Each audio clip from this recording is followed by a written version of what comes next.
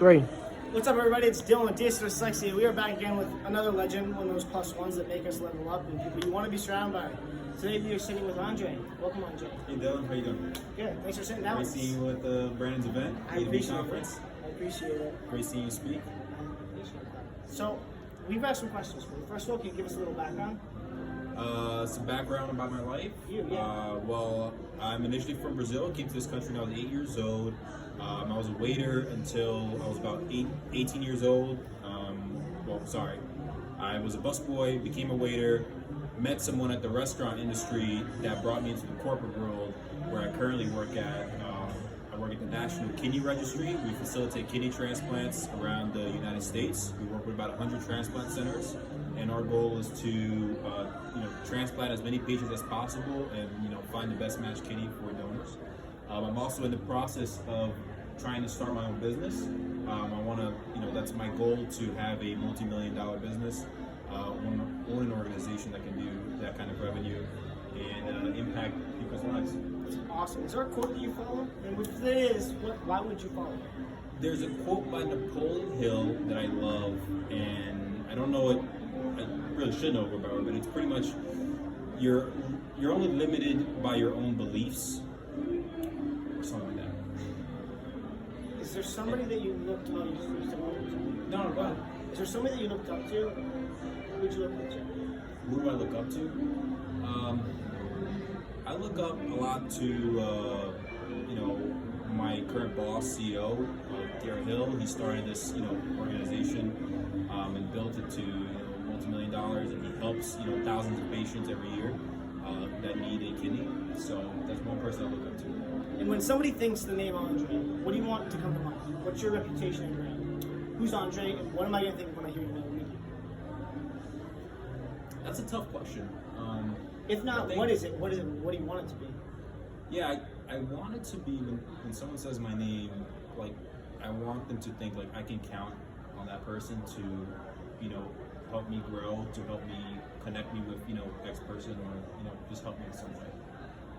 And so you went to college, correct? No, I went to community college for about 4 years, part-time. I was working at the time. And I did not get an associate's degree because I was too busy, just hanging out with friends and smoking weed and not, paying attention to school. What's the biggest life lesson you've learned? Biggest life lesson I've learned? Get more perspectives, I think. Just how much relationships matter, like getting your perspective from life, getting, Vinny's perspective from life, reading a book about X person and learning from their perspective, just getting more perspective. How important is it to get in the room with people who have results you want and like-minded thinkers? It's very important because, again, it goes back to the perspective thing.